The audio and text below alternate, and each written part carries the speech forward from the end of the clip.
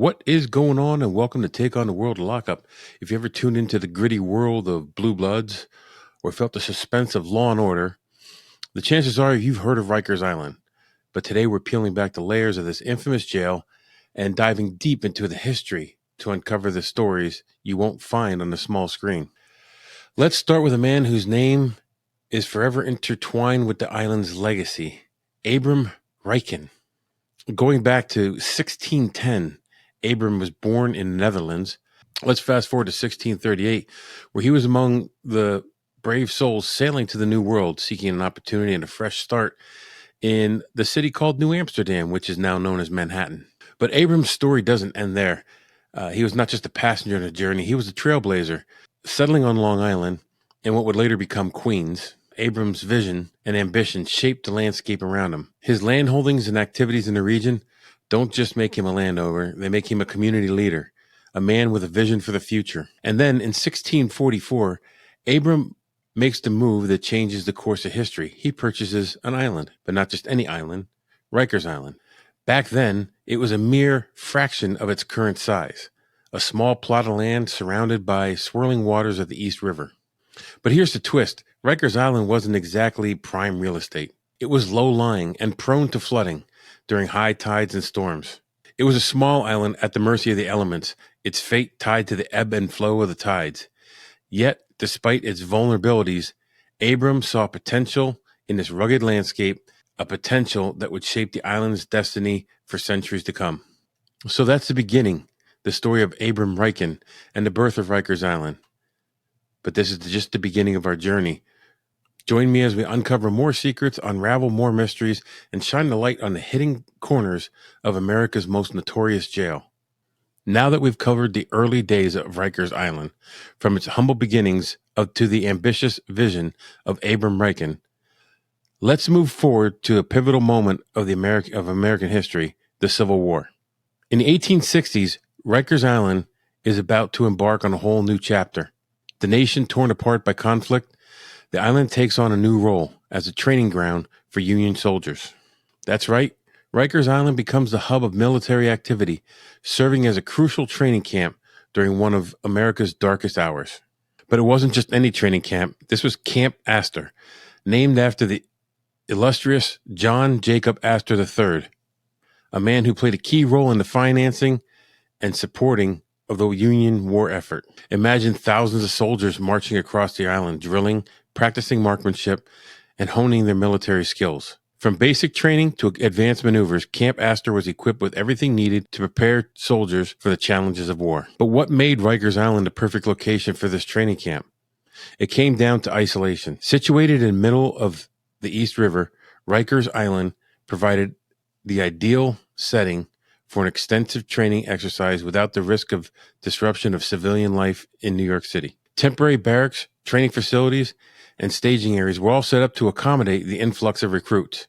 From here, soldiers would rest, regroup, and prepare before being deployed to the front lines, ready to defend their country and fight for freedom. So what does this mean for Rikers Island? It's more than just a correctional facility. It's a symbol of resilience, a testament to the island's strategic value, and its role in shaping the course of history.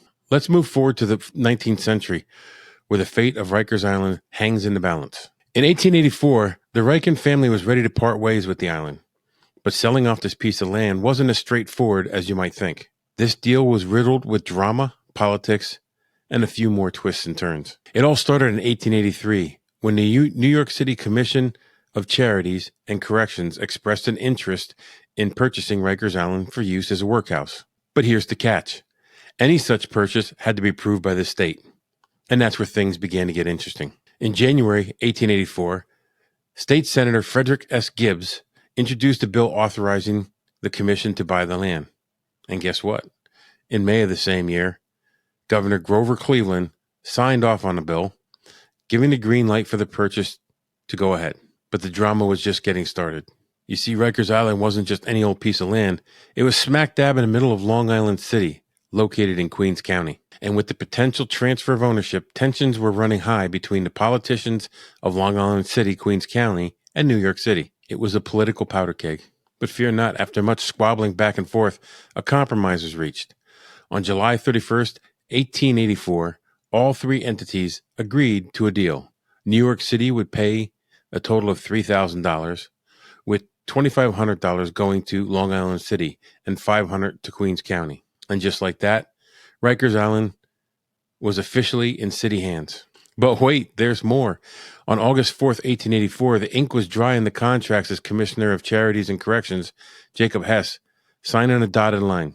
The island was officially purchased from John T. Wilson, descendant of the Rikers family, for a cool $180,000. So what did this mean for Rikers Island? It was more than a real estate deal. It was a symbol of power, politics, and the ever-shifting landscape of New York City. As our journey through the labyrinth of Rikers Island continues, we've already explored its origins, the role in the Civil War, and the political wranglings that led to this acquisition by the city. But now hold on to your house as we dive into the murky waters of Rikers Island landfill days and its transformation into the bustling corrections facility. Imagine this, it was the early 20th century, and Rikers Island wasn't exactly living up to its potential as a workhouse. Instead of housing inmates, it became a dumping ground for New York City's garbage, a true valley of ashes, if you will. Coal, smoke, rats aplenty, and the scene straight out of a noir thriller. But fear not, for help is on the way in the form of legendary New York City planner Robert Moses. With New York's World's Fair on the horizon, Robert Moses knew something had to be done. No self-respecting fair would be located near a smelly, rat-infested trash heap. And so a practical decision was made. The trash was sent packing to Staten Island, to the infamous Fresh Kills landfill. Ah, the irony of the name. Fresh Kills indeed. But Rikers Island wasn't destined to remain a dumping ground forever. In the late 1920s, plans were afoot to repurpose the island for its intended use as a correctional facility. With the population of New York City booming, the need for more jails was greater than ever. And so, in 1932, Rikers Island Correctional opened its doors just in the nick of time. Picture this, inmates from the jail and workhouse on Blackwell's Island, now Roosevelt Island, packing their bags and making the move to Rikers Island. But it wasn't just people that were moving. Trash was too. Lots of it. The island's usable landmass expanded from a measly 90 acres to a whopping 415 as more and more garbage was piled on. And just like that, Rikers Island became more than just a landfill. It became a home for thousands of inmates, a sprawling complex of correctional facility and administration buildings. From its humble beginnings as a dumping ground to its transformation into a bustling corrections hub, Rikers Island has seen it all. Now we're delving into the nitty-gritty of Rikers Island's environmental challenges. From rats to trash fires to flooding, this island has seen it all, so buckle up. Let's start with the rats.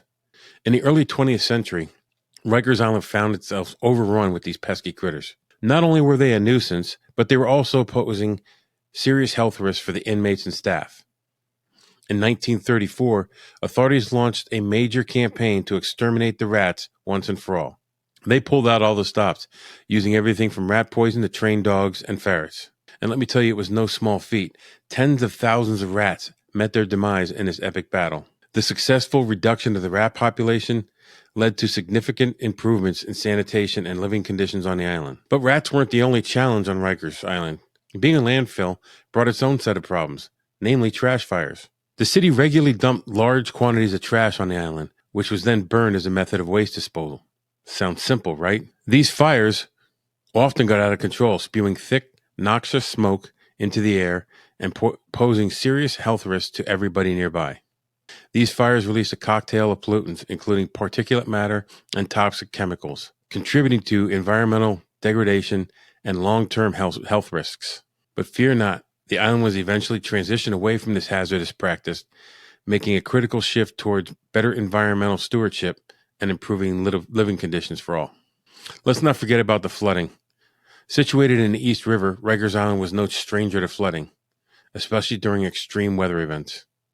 Floodwaters can carry contaminants, sewage, and other pollutants, posing serious health risks to those living and working on the island.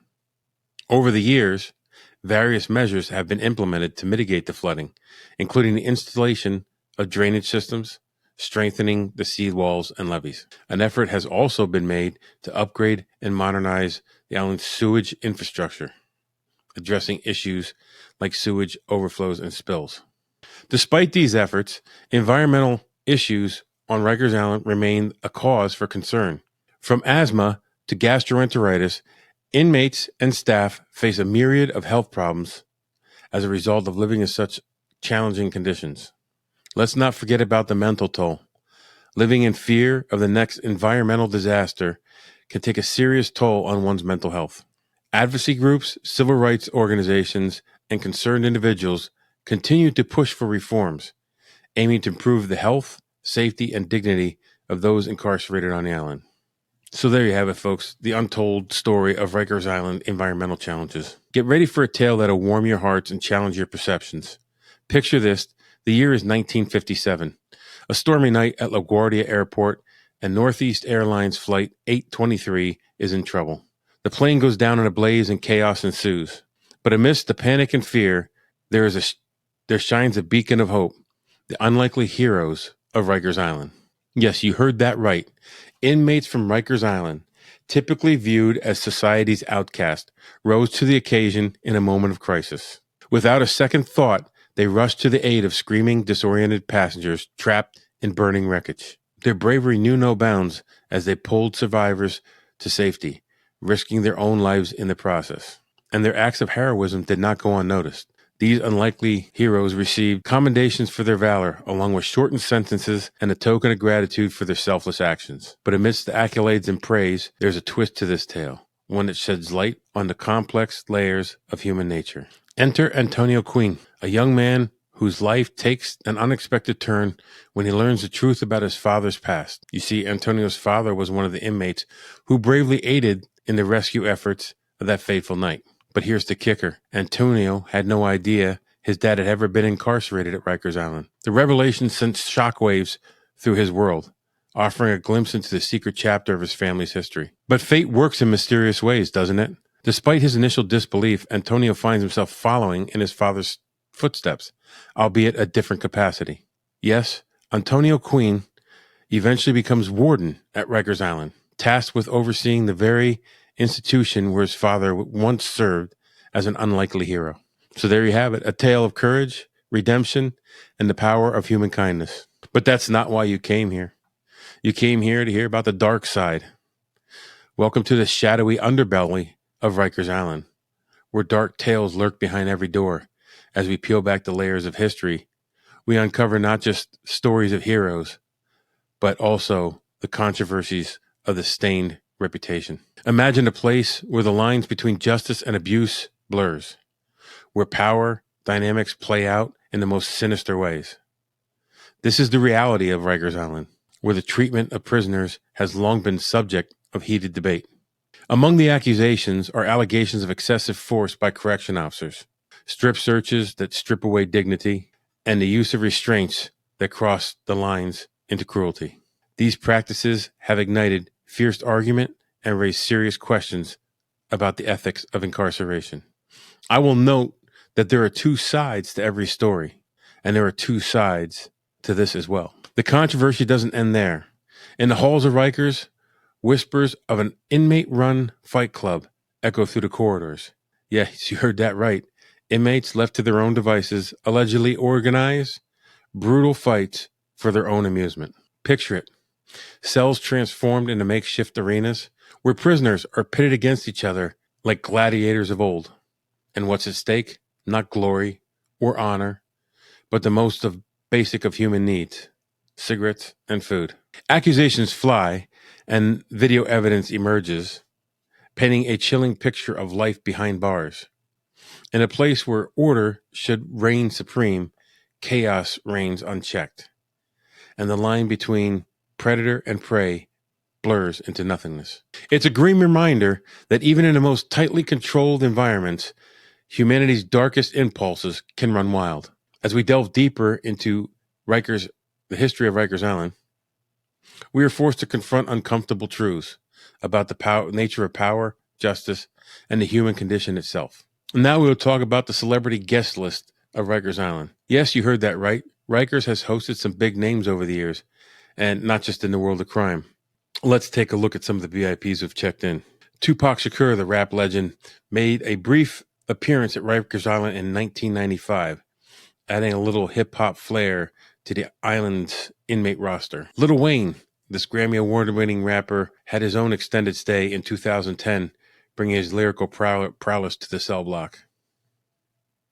Sid Vicious, punk rock royalty Sid Vicious and the Sex Pistols found himself in a different kind of mosh pit at Rikers Island, awaiting trial in 1978. Dominique Strauss-Kahn, from the head of the International Monetary Fund, did a stint at Rikers Island in 2011. This high-profile case had the world watching. Of course, everybody knows the name Bernie Madoff, the mastermind behind one of the biggest financial scandals in history, got a taste of his own medicine at Rikers Island in 2009. David Berkowitz, better known as the infamous Son of Sam. Berkowitz spent some time at Rikers Island in the 70s, adding a chilling chapter to its history. Bobby Shmurda. Last but not least, we have Bobby Shmurda, whose catchy tunes earned him fame outside, but found himself behind bars in 2014, adding a new beat at Rikers soundtrack. These are just a handful of names who have graced Rikers Island with their presence. We've explored its history, from its Civil War training grounds to its role as a landfill turned correctional facility. We have delved into the environmental challenges it faced, from rat infestation to trash fires, and examined the notable inmates who've passed through its gates. But amidst the tales of controversy and hardship, there are also stories of heroism and resilience. From inmates who risked their lives to save others in a plane crash to celebrities who found themselves on the wrong side of the law, Rikers Island has been the stage for both triumph and tragedy. We can't go on without noting how Rikers Island has buried itself into pop culture in movies and TV shows. As we close this chapter on Rikers Island, one thing is clear. Its legacy is as complex and multifaceted as the city it calls home. Whether it's grappling with issues of justice and incarceration or celebrating the resilience of human spirit, Rikers Island will continue to be a symbol of New York City's past, present, and future. They have talked about closing Rikers Island many times over the years. Currently, it is slated to close by 2026 and replaced by 4 new jails at a total cost of $8.7 billion. I will believe it when I see it, because they've already postponed the closing date from December 31st, 2026 to August 31st, 2027. So here's to Rikers Island. No matter what its future is, it certainly has left a mark on the past. Now you go take on the world, but don't get locked up doing it.